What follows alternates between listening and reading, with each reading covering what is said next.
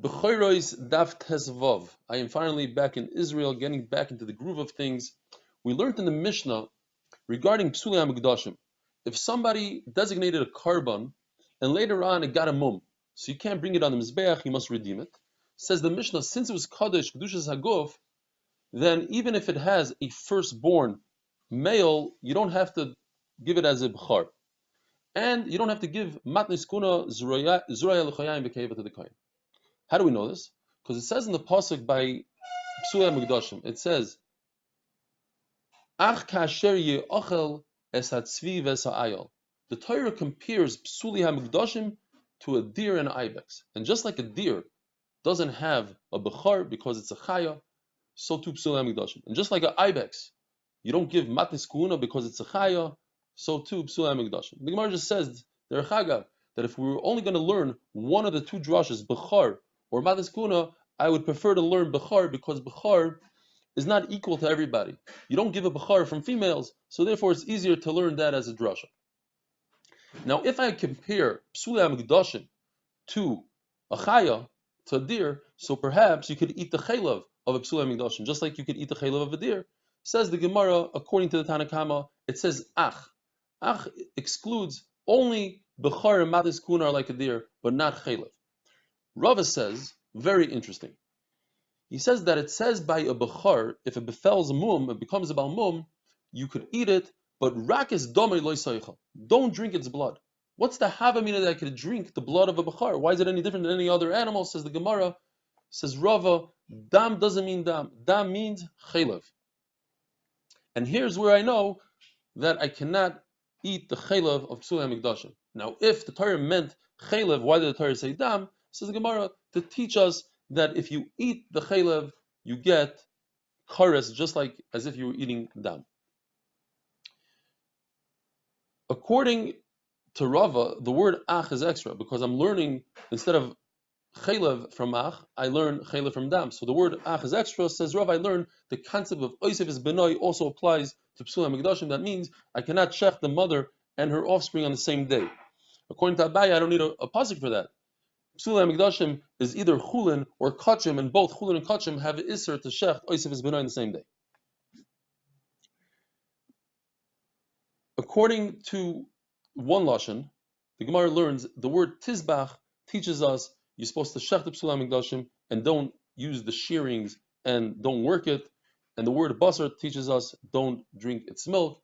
And the word v'chalta teaches us you shall eat the Psulei HaMikdashim and not your dog.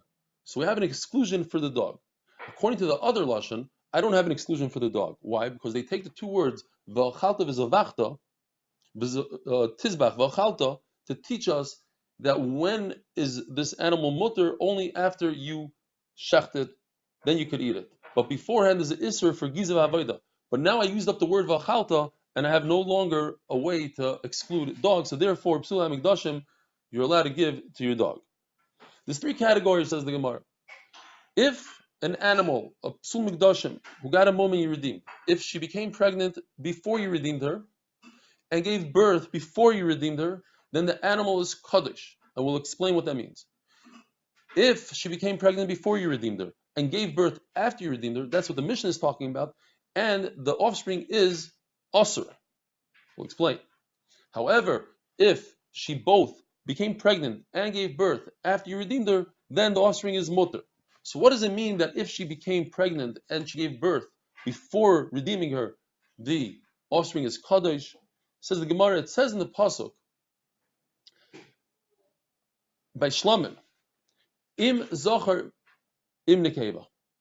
We know that even if the Torah didn't say im zachar im nekeva, we would assume that you're allowed to bring a shlamim and a keva. So why does the Torah have to exclude, come tell us that you could bring it in a keva?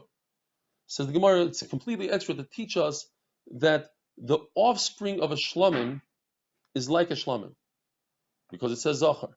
And the word im zachar, the word im teaches us that even if the offspring of a shlamim, even if the shlamim is a balas mum, then the offspring is like the shlamim, and you can be makar of it. Just the machlokes is, if it's kaddish, to what degree of dusha does Psulei HaMikdashim have the offspring? One man Omer says you can bring it onto the mizbeach, and the other man Omer says no, you have to let it graze and wait until it gets a mum, and then you can redeem it, because it shouldn't be any better than its own mother, the source of where it got its kedusha from, and the source you can't bring on the mizbeach, so you can't bring the offspring on the mizbeach as well. If she became pregnant and gave birth after the redemption, then the offspring is asur. What does asur mean? It's only midrabanan, because we are concerned that if you say that the offspring is mutter, people will let the psulei mikdashim stick around so they can have offspring from her. We want to get rid of the psulei mikdashim so that nobody is nichshal with giza and avodah, that nobody works this animal by mistake or shears its wool by mistake. Let's get rid of her. Now, when we say that the offspring is asur, what do you do with the offspring? You can't bring it on the mizbeach, and you can't sell it. So what do you do? According to Rav Huna, the worst case scenario, you simply have to put her in a locked room and wait until she dies. But Rav Chanina says, no, I have a way out of it. When the mother is still pregnant, before you redeem the mother, the owner should put extra gedusha and say that the fetus is just like the mother. If the mother is a shlamim, I want the fetus to be like the mother. Because Rav Huna says, the reason why you have to kill the animal is because there's nothing you can do. You can't be makever because it's coming from a koyach dechuya. In other words, the mother was nira v'nitcha. At what point she was mutter, and now she's asur. And even one more step, right now she's completely redeemed. So you have two problems against her. And Rav Huna says you can't redeem her, the offspring, because the offspring doesn't have enough kedusha. Comes Rav Chanina and says, well, I'll add kedusha to it by making the offspring, the fetus. I'll make the fetus a shlamim as well.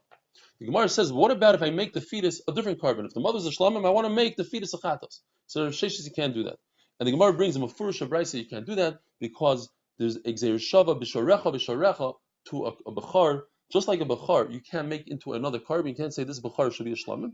So too, psulei mikdashim, I can't make the fetus into another carbon. You can only make it as strong as the mother. If the mother is a shlamim, the fetus is also a shlamim. Have a wonderful day.